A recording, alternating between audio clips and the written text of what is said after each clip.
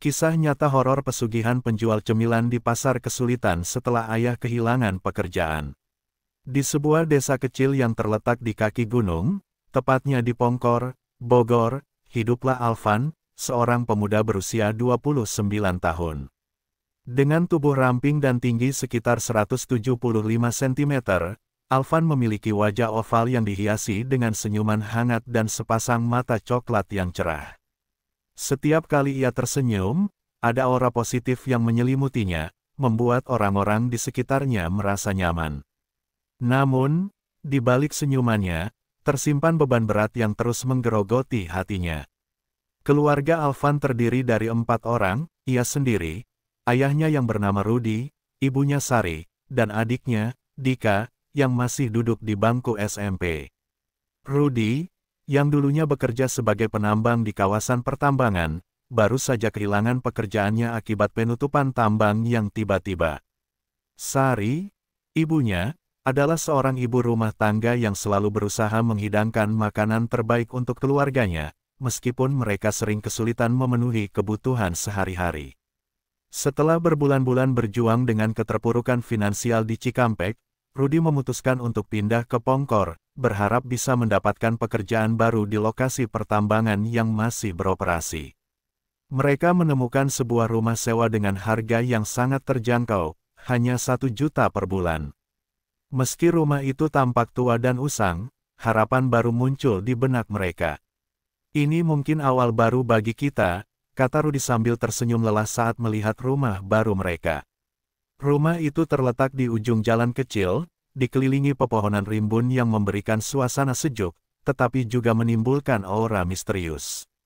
Dinding rumah terbuat dari kayu yang sudah mulai lapuk, dengan cat berwarna putih yang sudah pudar. Di depan rumah, terdapat halaman kecil yang dipenuhi rumput liar dan beberapa tanaman liar yang tumbuh subur. Meskipun rumah itu terlihat tidak terawat, bagi Alvan dan keluarganya, tempat ini adalah harapan baru untuk memulai hidup yang lebih baik. Setelah menandatangani kontrak sewa, mereka mulai memindahkan barang-barang ke dalam rumah. Aroma kayu tua dan debu memenuhi udara saat mereka membersihkan ruangan-ruangan tersebut. Alvan dan Dika bekerja sama untuk mengatur perabotan seadanya yang mereka miliki, sementara Sari menyiapkan makanan di dapur yang kecil namun bersih. Saat malam tiba, mereka duduk bersama di ruang tamu yang sederhana, merencanakan masa depan dengan optimisme. Namun, suasana damai itu tidak bertahan lama. Hari pertama mereka di rumah baru diwarnai dengan hal-hal aneh. Saat Rudi membersihkan pojok-pojok rumah, ia mendapati aroma busuk yang menyengat. Seperti bau darah, gumamnya, menciptakan ketegangan di antara anggota keluarga. Alvan dan Dika saling memandang, merasakan ketidaknyamanan yang mulai menyelimuti mereka. Sari berusaha menenangkan, mungkin hanya sisa makanan lama yang tertinggal. Kita harus bersyukur sudah memiliki tempat tinggal. Seiring berjalannya waktu, aroma itu semakin kuat, dan suara-suara aneh mulai terdengar di malam hari, ketukan di dinding dan bisikan lembut yang tak terdefinisikan. Alvan berusaha untuk tidak memikirkan hal-hal aneh itu, tetapi rasa ingin tahunya semakin menggerogoti pikirannya. Apa yang terjadi di rumah ini? Pikirnya, merasakan ketakutan mulai mengintai di sudut hatinya. Ketika malam tiba, Alvan sulit tidur. Dalam kegelapan, suara-suara itu semakin jelas, seolah ada yang mengawasi mereka dari kegelapan. Ia berusaha untuk tetap tenang, tetapi setiap ketukan membuat jantungnya berdegup kencang. Dalam pikirannya, ia merasa ada sesuatu yang tidak beres di tempat ini. "Haruskah kita tetap tinggal di sini?" tanyanya dalam hati, tetapi harapan akan kehidupan yang lebih baik membuatnya bertahan. Keluarga Alvan tidak menyadari bahwa rumah yang mereka huni memiliki sejarah kelam. Sebuah kisah tragis menyelimuti tempat tersebut, dan setiap malam, mereka semakin terperangkap dalam kegelapan yang tak terduga.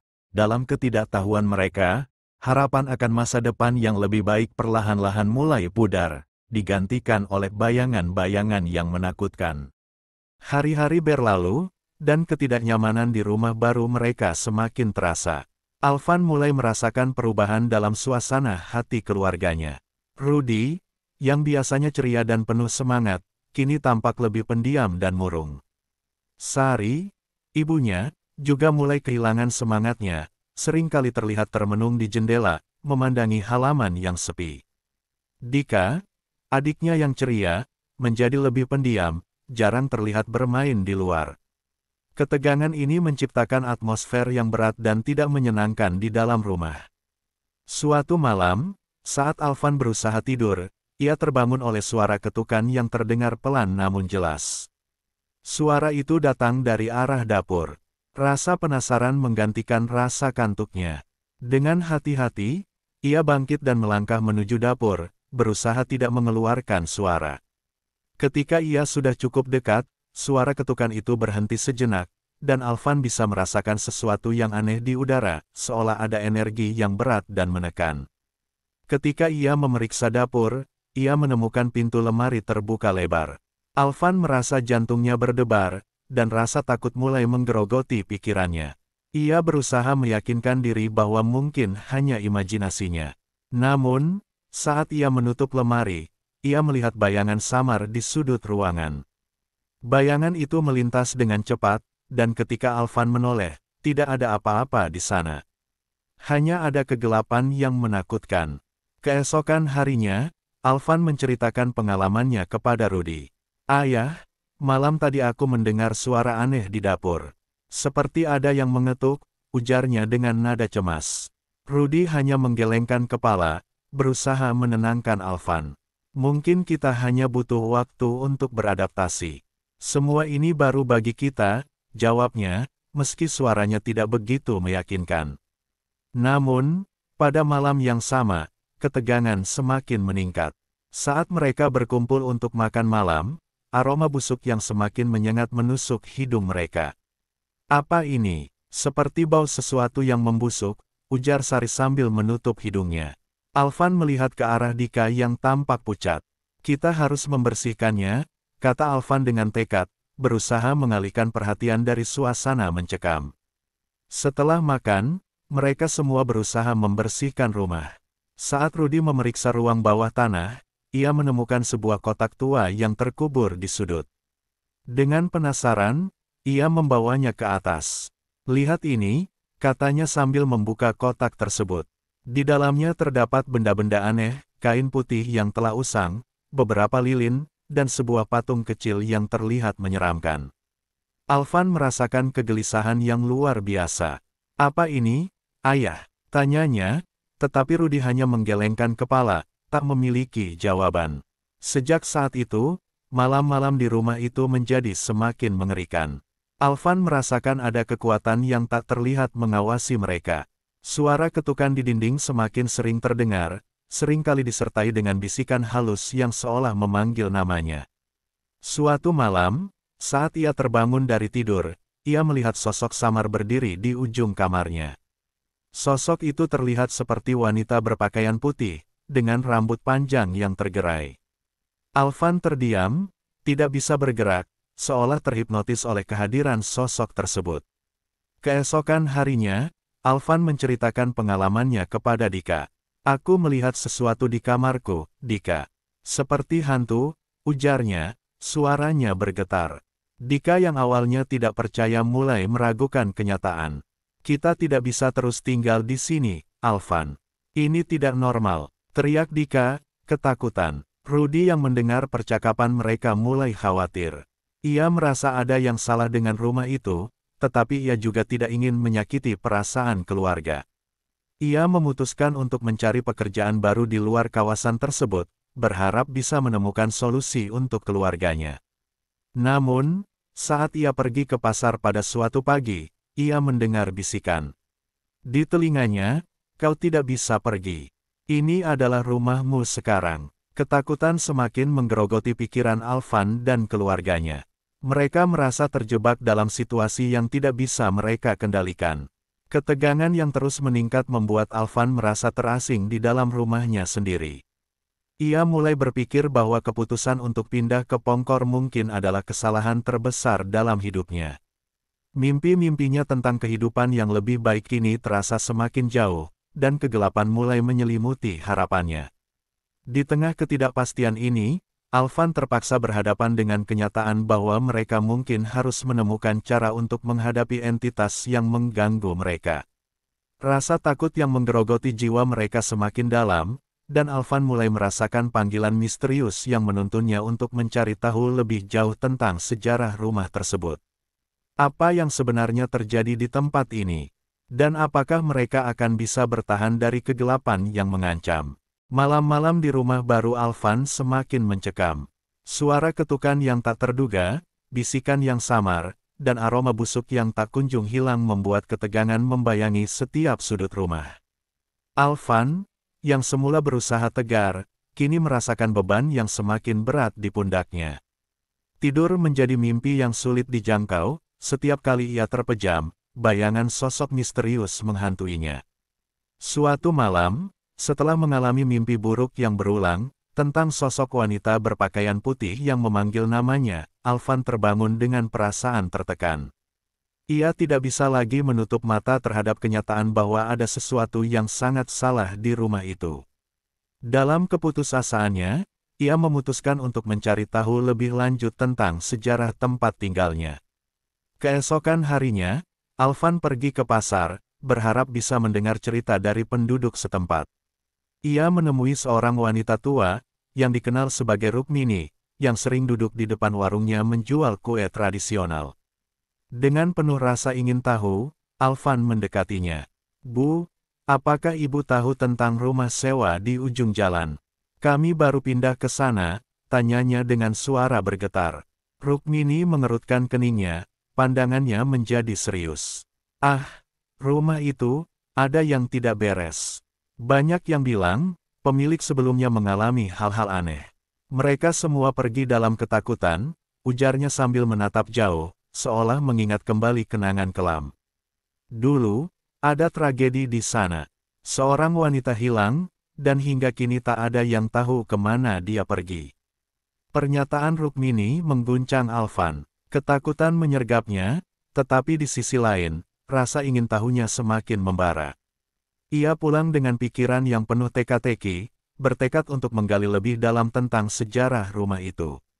Malam itu, setelah semua anggota keluarga tidur, Alvan menyelinap ke ruang bawah tanah, tempat di mana Rudy menemukan kotak tua. Dengan senter kecil di tangannya, ia membuka kotak tersebut kembali. Di dalamnya, ia menemukan beberapa benda yang kini terasa lebih menakutkan, kain putih yang terlipat rapi, lilin-lilin yang tampak usang, dan patung kecil yang mengerikan. Terpaku oleh rasa takut, Alvan berusaha mencari tahu arti dari semua benda ini. Saat ia memeriksa lebih dekat, tiba-tiba ia mendengar suara langkah kaki di atas kepalanya. Jantungnya berdegup kencang, dan ia menahan napas. "Siapa di sana?" serunya, suaranya bergetar. Namun, tidak ada jawaban. Ia merasa seolah ada sesuatu yang mengamatinya, makhluk tak terlihat yang mengintai dari kegelapan. Malam itu, Alvan tidak bisa tidur. Ia merasakan tarikan kuat dari entitas yang mengganggu mereka. Ia terbangun setiap kali mendengar suara ketukan di dinding, seolah ada yang mencoba berkomunikasi. Dalam keadaan bingung, ia mulai berpikir bahwa mungkin ada cara untuk menghadapi masalah ini. Mencari dukun atau orang yang berpengalaman dalam hal gaib mungkin bisa menjadi jalan keluar. Keesokan harinya, Alvan memberanikan diri untuk bertanya kepada Rukmini tentang dukun yang dikenal di daerah tersebut. "Bu, apakah ada dukun di sini yang bisa membantu kami?" tanyanya dengan ragu. Rukmini mengangguk, memberitahu bahwa ada seorang dukun tua yang tinggal di pinggiran desa. "Dia bisa membantu, tetapi kau harus berhati-hati. Tidak semua yang dia lakukan membawa kebaikan," Rukmini memperingatkan. Setelah mendapatkan petunjuk, Alvan memutuskan untuk pergi menemui dukun tersebut. Di tengah perjalanan, ia merasakan ketegangan di dadanya. Namun, ia berusaha meyakinkan diri bahwa ini adalah langkah yang harus diambil demi keluarganya. Di sebuah gubuk kecil, ia bertemu dengan dukun tua bernama Ki Agung. Sosoknya kecil, dengan janggut putih panjang dan mata yang penuh kerisauan. "Kau datang karena ingin memahami apa yang terjadi di rumahmu?" tanyanya langsung, seolah bisa membaca pikirannya. Alvan mengangguk, menceritakan semua pengalaman aneh yang mereka alami. Ki Agong mendengarkan dengan seksama, kemudian berkata, ada energi yang terikat pada tempat itu. Suatu perjanjian telah dibuat di sana, dan itu membutuhkan tumbal. Kata-kata itu membuat Alvan meringis. Apa tumbal yang dimaksud? Tanyanya, suaranya bergetar. Ki Agong menjelaskan bahwa untuk mendapatkan kekuatan, seseorang harus mengorbankan sesuatu yang berharga. Alvan merasa terjebak. Di satu sisi, ia ingin melindungi keluarganya, tetapi di sisi lain, ia tidak ingin mengorbankan siapapun. Apa yang harus saya lakukan? Tanyanya putus asa. Dukun itu meminta Alvan untuk kembali ke rumah dan melakukan ritual sederhana, memanggil makhluk yang mengganggu mereka. Ia memberikan lilin dan kain yang harus digunakan dalam ritual tersebut. Tetapi ingat, kau harus siap dengan konsekuensinya, ucap Ki Agong, menatap Alvan dengan serius. Setelah meninggalkan gubuk, Alvan merasa beban di pundaknya semakin berat. Ia tahu bahwa langkah ini bisa membawa kebaikan, tetapi juga bisa menjadi bencana. Dalam perjalanan pulang, ia mulai membayangkan apa yang akan terjadi jika ritual itu gagal. Keluarganya mungkin akan lebih terjebak dalam kegelapan. Namun, harapan akan kehidupan yang lebih baik memberikan keberanian untuk melangkah. Malam itu, Alvan bersiap untuk melakukan ritual. Ia mengumpulkan semua benda yang diberikan oleh Ki Agong. Dengan lilin menyala di tengah ruangan, ia membentangkan kain putih di lantai. Dalam hati, ia berdoa, berharap agar makhluk yang mengganggu mereka mau mendengarkan. Alvan menutup matanya, mengingat semua rasa sakit dan ketakutan yang mereka alami. Saat ia mulai mengucapkan mantra yang diajarkan, suara-suara aneh mulai terdengar. Suara ketukan di dinding semakin keras, seolah makhluk itu merespons. Alvan merasakan hawa dingin menyelimuti ruangan, dan saat ia membuka mata, sosok wanita berpakaian putih muncul di depannya. Mata merahnya memancarkan cahaya menakutkan, dan Alvan merasakan ketakutan yang mendalam.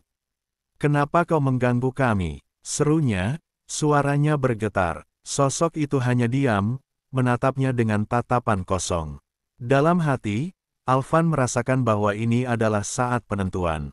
Apakah ia akan berhasil menghadapi kegelapan yang selama ini mengintai?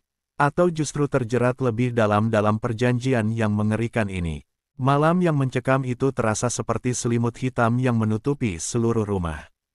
Alvan berdiri di tengah ruang tamu, terperangkap dalam rasa takut dan keputusasaan. Di depannya, sosok wanita berpakaian putih itu berdiri dengan tenang, matanya berkilau dalam kegelapan, seolah menyoroti semua rasa sakit dan ketakutan yang telah dialaminya. Suara ketukan di dinding semakin keras, menciptakan simfoni horor yang menggema di seluruh ruangan. "Kenapa kau mengganggu kami?" tanya Alvan, suaranya bergetar. Dalam hatinya, ia berharap ada jawaban, tetapi wanita itu hanya diam, menatapnya dengan tatapan kosong yang menakutkan. Alvan merasa bahwa ia harus mengambil risiko ini, tidak hanya untuk dirinya sendiri, tetapi juga untuk keluarganya. "Jika kau ingin pergi, katakanlah. Apa yang kau inginkan?" Alvan berteriak, suaranya pecah oleh kecemasan. Sosok itu perlahan-lahan melangkah maju, dan Alvan bisa merasakan hawa dingin yang menusuk kulitnya. Dalam sekejap, bayangan gelap melingkupi ruangan, membuatnya sulit bernapas. Ia bisa merasakan beban di dadanya semakin berat, seolah ada sesuatu yang berusaha menekannya. Dengan keberanian yang tersisa, Alvan berusaha mengingat semua yang diajarkan Ki Agong. "Aku tidak datang untuk menghancurkanmu. Aku hanya ingin melindungi keluargaku," teriaknya, berharap kata-katanya bisa menembus kegelapan yang menyelimutinya. Tiba-tiba, sosok itu berbicara, suaranya lembut namun menggema, "Kau tidak bisa melarikan diri dari takdirmu." Mendengar kata-kata itu, Alvan merasakan ketakutan yang dalam. Ia ingat peringatan Ki Agong tentang tumbal. Apakah ia harus mengorbankan sesuatu yang berharga? Dalam keputusasaan, ia teringat ibunya, Sari, dan adiknya, Dika. Ketika ia memikirkan kemungkinan kehilangan mereka, hatinya hancur. "Tidak, aku tidak akan membiarkan mereka terluka," teriaknya. Sosok itu mendekat, dan Alvan bisa merasakan kehadirannya semakin kuat. Kau harus memilih, Alvan. Hanya satu yang bisa kau selamatkan, ucapnya dengan nada menakutkan.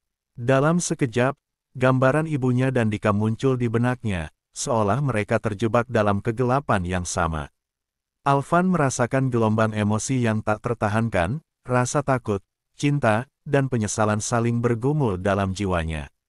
Di tengah kekacauan itu, Alvan teringat akan semua pengorbanan yang dilakukan keluarganya demi bertahan hidup.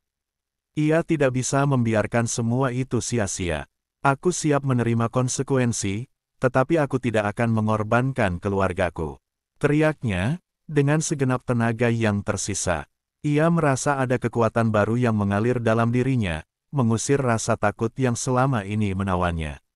Mendengar pernyataan itu, sosok wanita itu terdiam sejenak. Sepertinya ada keraguan dalam tatapannya yang menakutkan. Dalam ketidakpastian, Alvan melanjutkan, apa yang kau inginkan? Apa yang telah terjadi di tempat ini? Ia berusaha menjalin komunikasi, berharap sosok itu mau mendengar. Sosok itu mulai berbicara, suaranya kini terdengar lebih lembut. Aku terperangkap di sini akibat perjanjian yang tidak pernah dipenuhi. Aku mencari pembebasan, tetapi aku juga terikat pada janji yang tiada akhir, ucapnya. Alvan merasakan simpati muncul di dalam hatinya. Ia menyadari bahwa sosok ini juga terjebak dalam kegelapan dan ketidakberdayaan.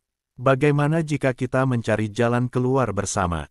Aku akan membantumu, tawar Alvan, berharap bisa menemukan solusi yang saling menguntungkan.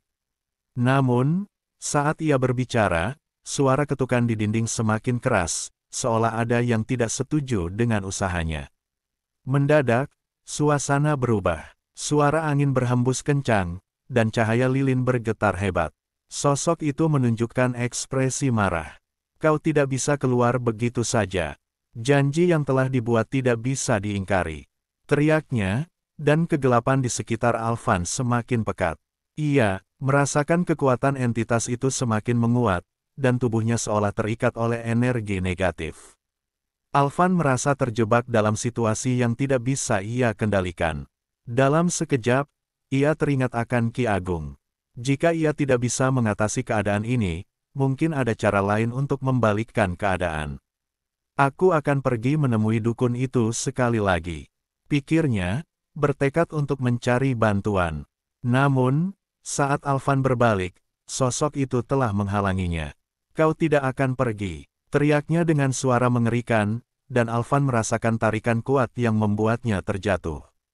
Dalam keadaan putus asa, ia berusaha berdoa, memohon kepada kekuatan yang lebih tinggi untuk melindunginya dan keluarganya. Dalam momen kritis itu, Alvan merasakan hadirnya ketenangan dalam hatinya. Ia menyadari bahwa meskipun kegelapan mengelilinginya, harapan tidak boleh padam. Jika aku harus menghadapi ini, aku akan melakukannya untuk keluargaku, ucapnya dalam hati. Tiba-tiba, cahaya terang muncul dari arah luar, menerangi ruangan yang gelap itu. Alvan merasakan energi positif mulai mengalir, mengusir bayangan gelap yang mengancam. Dengan segenap tenaga, Alvan berdiri kembali dan berteriak, aku tidak takut. Aku akan melindungi keluargaku. Suaranya menggema, dan sosok itu tampak terkejut. Dalam sekejap, kegelapan mulai memudar, dan sosok wanita itu berusaha melawan. Namun, cahaya itu semakin kuat, menghapus semua ketakutan yang mengikatnya. Jangan terjebak dalam kegelapan. Temukan jalanmu sendiri. Suara Alvan penuh harapan. Dalam momen itu, sosok wanita itu tampak ragu, dan akhirnya, ia menghilang dalam cahaya. Ruangan itu kembali tenang, dan Alvan terjatuh ke lantai, kelelahan dan emosional. Keluarganya yang terbangun berlari ke arah Alvan. Rudy dan Sari memeluknya erat, dan Dika menatapnya dengan penuh kekhawatiran. Apa yang terjadi, Alvan? Tanya Rudy, suaranya bergetar. Alvan hanya bisa menggelengkan kepala, merasa lega sekaligus hancur. Setelah malam yang penuh ketegangan itu, kehidupan mereka tidak lagi sama.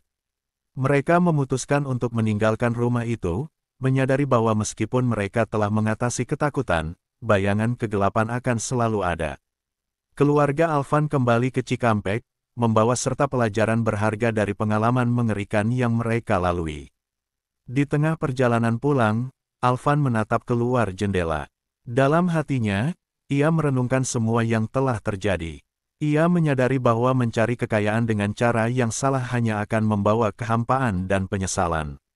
Dalam perjalanan baru ini, ia bertekad untuk memulai kehidupan yang lebih baik, dengan kejujuran dan kasih sayang sebagai landasannya. Namun, saat mereka melangkah menjauh dari rumah itu, Alvan merasakan angin dingin berhembus, seolah ada sesuatu yang mengikutinya. Dalam momen tersebut, ia menyadari bahwa meskipun mereka telah pergi, kegelapan akan selalu mengintai, menunggu kesempatan untuk kembali.